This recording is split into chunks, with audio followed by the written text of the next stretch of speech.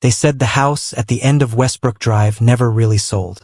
It just chose new tenants.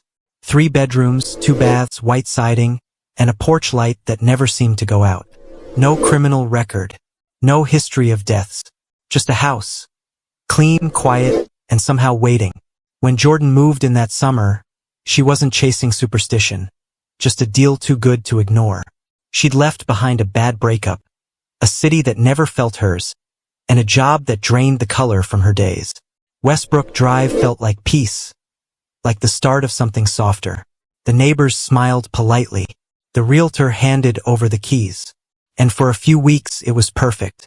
Until the house started remembering things she hadn't lived. It began small, so small she laughed it off. A faint hum, like a TV left on in another room, even though she didn't own one. The shape of light under the guest room door, though she hadn't left a bulb burning. A soft creak of footsteps when she was brushing her teeth. Never loud, never close. Always enough to make her pause and listen. She'd tell herself it was just fatigue. She worked remote. Late nights, endless video calls, empty silences afterward. Old pipes, settling wood, overactive imagination. Nothing worth losing sleep over. But one night around 3 a.m. the power went out. The silence was heavy, like the air itself was listening. And just as Jordan reached for her phone flashlight, the screen flickered to life. Camera app open, front-facing lens. She froze. The image on her phone wasn't her, not exactly. It was her reflection, sitting perfectly still, eyes wide open, staring into the lens. Only, she wasn't holding the phone anymore. The power came back seconds later, and the screen went black. But when she checked her gallery, there was a new video, for seconds long. A still shot of her living room, and a shadow moving behind her.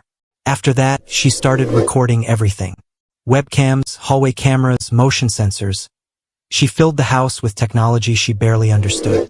Every morning before work, she'd scroll through the night's footage, half hoping to find nothing. For days it was normal, until she saw it.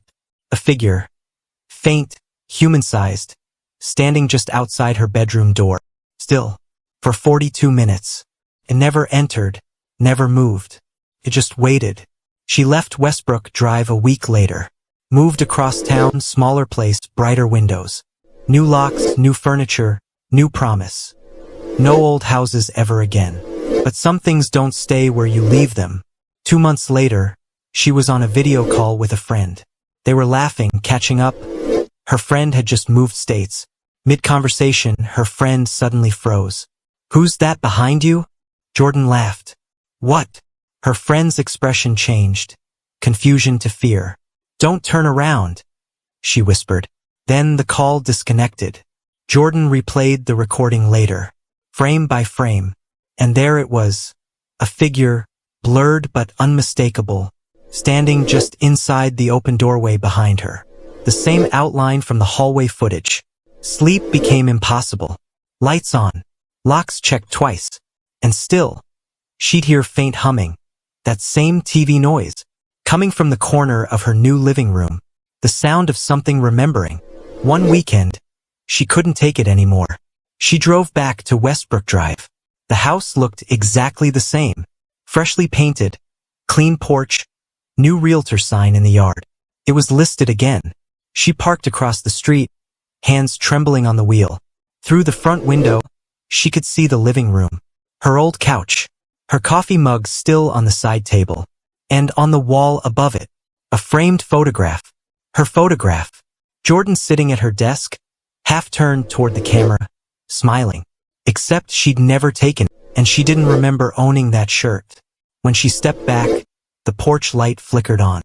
And for the briefest second, she thought she saw a shadow standing behind the glass. Waiting. They say the house at the end of Westbrook Drive doesn't haunt people.